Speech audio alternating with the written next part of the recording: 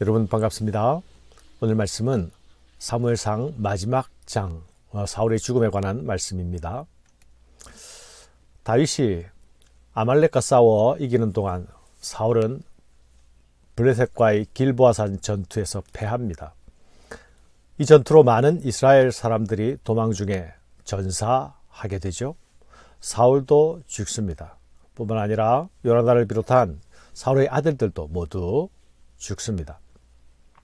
한 사람의 불순종이 가져온 결과는 국가적인 비극, 또 가족적인 비극으로 나타나고 있죠. 불순종은 모든 것을 뒤집어 놓아버렸습니다. 블레셋으로부터 구원을 위해 세워진 사울 왕이 블레셋에 의해 철저하게 망하게 됩니다. 사울은 전세가 어려운 가운데서 날아오는 적의 화살에 부상을 당하게 됩니다. 이 화살은 사울이 왕임을 알고 왕을 향해 겨냥하여 당겨진 화살이 아닙니다. 전쟁터에서 흔하게 날아다니는 화살이요, 이스라엘 군인 중 하나로서 맞은 화살입니다. 하지만 사울은 자신이 부상을 당하자 자살을 선택합니다. 그가 무기든 자에게 이르되 네 칼을 빼어 그것으로 나를 찌르라. 할례 받지 않은 자들이 와서 나를 찌르고 모욕할까 두려워하노라. 사랑하는 여러분, 그가 자살을 선택한 이유가 무엇입니까? 그것은 두려움이 아니었습니까? 사울은 이 전쟁이 처음부터 두려움에 쌓여 있었죠. 두려움 때문에 엔돌의 무당을 찾아갔습니다. 그러나 아무 도움이 되지 못했죠. 사울은 지금 전쟁 중에도 두려움에 쌓여 있습니다. 그리고 그 두려움은 그의 마지막 죽음의 이유가 됩니다. 그리고 또한 두려움은 그의 마지막 유언이 됩니다. 그러나 여러분, 성경은 두려움은 하나님이 주시는 마음이 아니라 말씀합니다. 두려움에 사로잡히면 결코 좋은 열매를 맺을 수가 없습니다. 두려움이란 나무는 사탄이 좋아하는 열매들만을 맺습니다.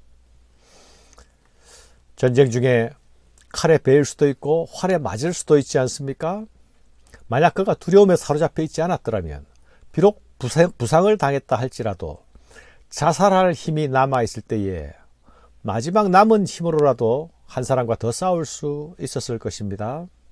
그것이 전장에서 보일 수 있는 용기 있는 모습이 아닙니까? 그러나 사울은 마지막까지 싸우기보다 스스로 죽는 것을 선택합니다. 거기에는 한편으로 하나님의 백성으로 가지는 자존심도 있었던 것으로 보입니다. 할례 받지 않은 자에게 모욕받기 싫다라는 말이 그것이지요. 왕의 신분인 사울이 포로가 되어서 블레셋인들의 조롱거리가 되기가 싫었던 것이죠. 그는 자신의 마지막 자존심이라도 지키고 싶었던 것입니다. 그러나 여러분, 사울의 마지막 모습에서 하나님을 찾거나 하나님을 의지하는 모습이 나타나지 않습니다. 대신 자신의 명예를 지키려는 모습은 나타나고 있죠. 그런 전쟁터에서 자살을 선택하여서 자신의 명예를 지킨 것입니까? 결국 그의 시체는 발견되고 그의 머리가 잘리게 되죠. 죽어서도 수치를 당하는 것입니다. 그의 시신은 또한 벳산 성벽에 걸려서 조롱거리가 됩니다. 그의 갑옷은 벗겨져서 이방의 신당에 보관됩니다. 이게 뭘 말하는 것입니까? 블레셋 사람들은 자신들의 신이 이스라엘 신 여호와를 이겼다라는 것을 확인하고 기념하는 행동인 것입니다.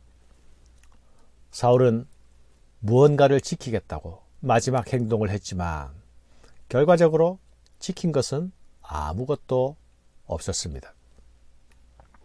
사랑하는 여러분, 성도의 마지막 자리가 우리의 바람과 달리 그리 아름다운 모습이 아닐 수도 있습니다. 그러나 우리의 선택사항 속에 그것은 포함되지 않는 것일 수 있습니다.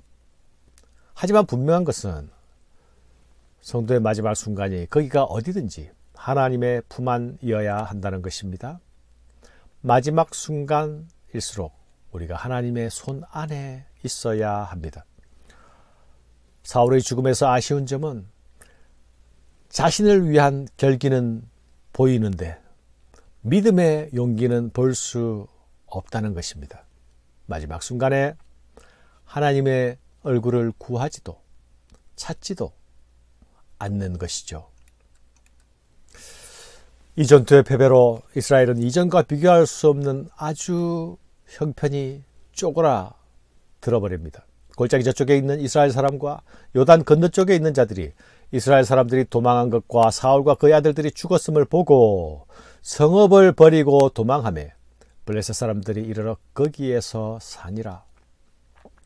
이전에는 형편이 어려울 때에 요단 건너로 피해 있을 수도 있었습니다. 그러나 사울의 죽음을 들은 요단 건너편 사람들은 아예 땅을 버리고 도망을 해버립니다.